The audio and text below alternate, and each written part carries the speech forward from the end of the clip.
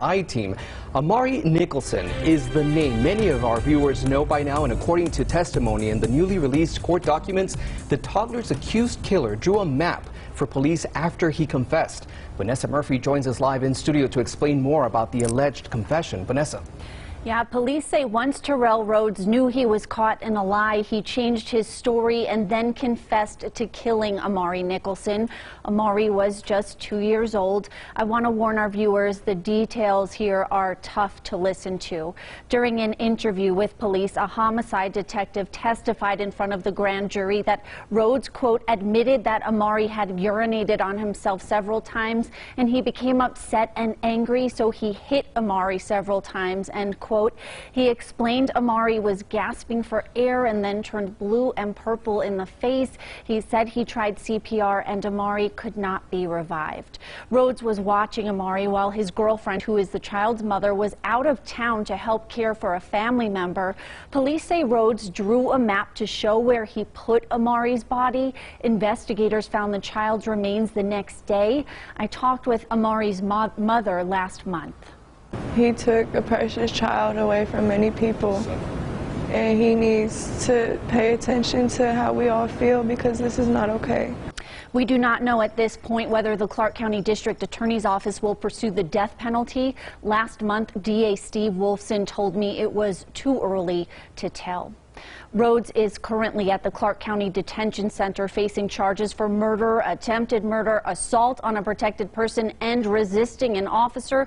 Those charges are related to Rhodes grabbing an officer's gun in the interview room. More on that at 5 and 6. Back to you. Accused child killer grabs a homicide detective's gun. New video first obtained by the I-Team shows how that situation could have turned deadly. Thank you for joining us at 6. I'm Brian Loftus. And I'm Denise Valdez. The I-Team has been leading coverage on this tragic story. Vanessa Murphy is here with more on evidence at the center of the case. And Vanessa, this video landed Terrell Rhodes with even more charges, right? Yeah, Terrell Rhodes faces a murder charge and now additional charges, including attempted murder after he grabbed the homicide detective's gun. Metro police say he had just confessed to killing 2-year-old Amari Nicholson. He likely knew he was headed to jail.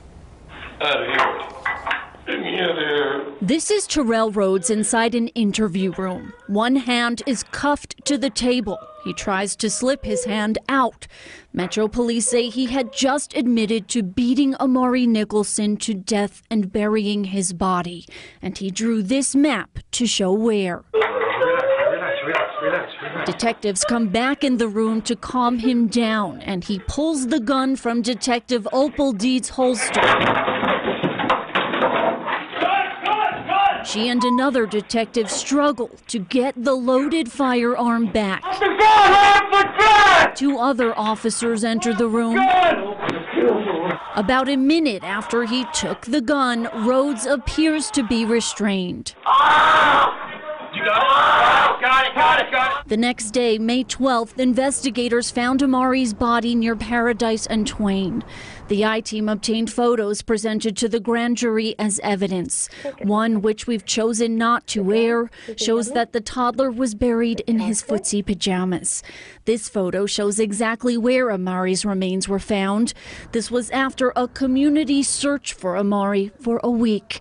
Rhodes previously claimed to 8 News Now that a mystery woman took the child while his girlfriend, Amari's mother, was out of town. What's really sickening is that people is making assumptions, thinking that I have something to do with it, that I have her manipulated in some way.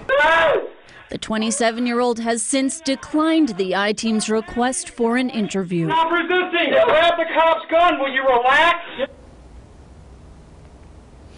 The I-Team has learned that Metro policy allows officers to be armed in an interview room when there are 2 or more officers present. The department also tells me the critical incident review team is examining the incident with a focus on policy, tactics, and training. The findings will be used to evaluate current processes and make future recommendations. The head of the police union also sent me a statement saying this shows officers do everything they can to preserve a life and highlights the lengths suspects are willing to go. His full statement at